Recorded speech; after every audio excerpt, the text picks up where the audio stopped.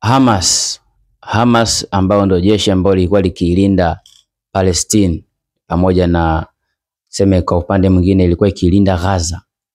Kuna asilimia nyingi sana ambazo zinaonesha mabadiliko ndani ya Hamas na kupelekea Hamas kuonekana ilitumika kama wakala wa kufanikisha Israel kuweza kuchukua eneo zima la Palestine.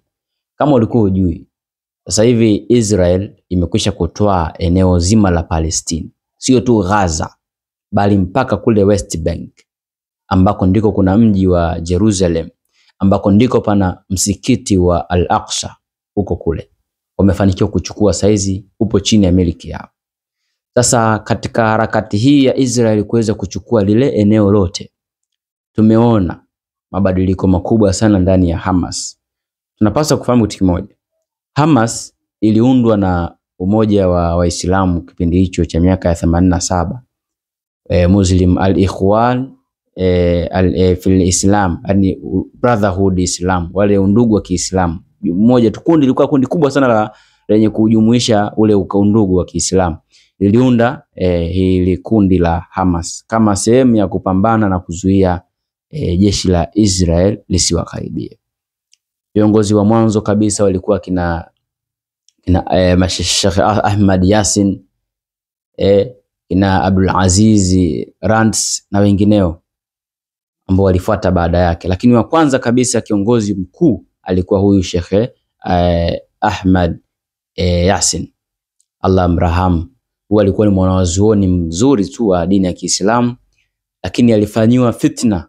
Hao ndio walikuwa viongozi wa Hamas wa kweli, lakini alifanywa fitna na kuuawa mwaka 2004.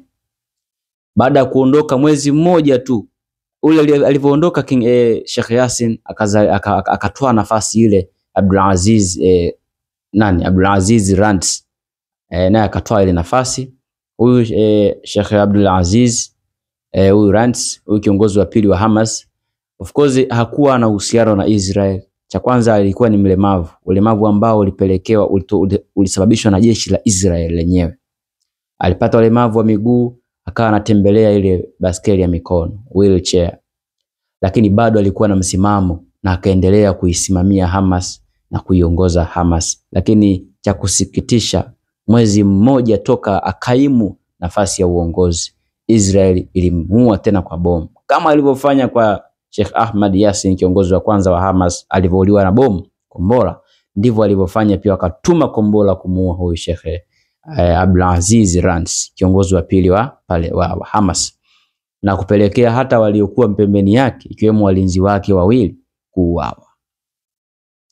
Imeendelea, lakini Hamas ya leo tunayoiona pale sio Hamas ya kina Sheikh Ahmad Yassin na kina Abdul Aziz Rands.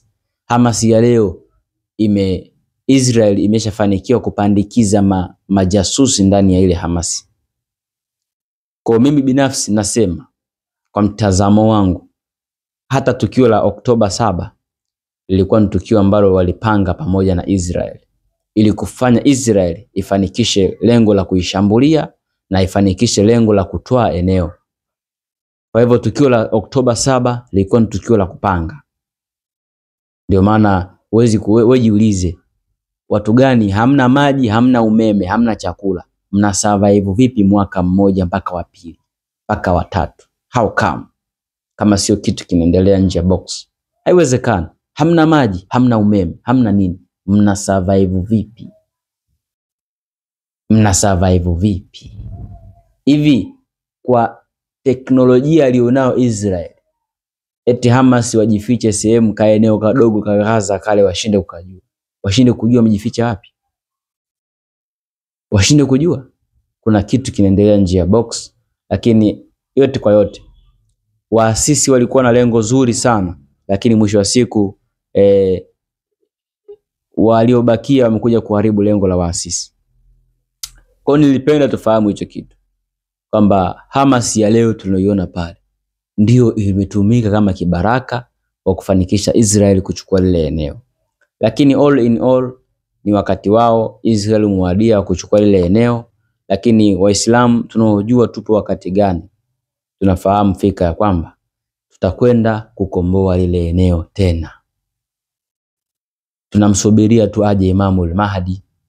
Tunapokwenda na harakati ya kuikomboa lile eneo, matukio yanayofuata mbele yetu yatakuwa ni tutaanza kwanza kwenda kuikomboa Uturuki irejee kwenye mikono ya Waislamu, na kukomboa mji wa Istanbul, Konstantinia, katika Fathu Konstantinia, kukombolewa kwa mji wa Constantinople ambao ndio mji mkuu wa Uturuki wa leo.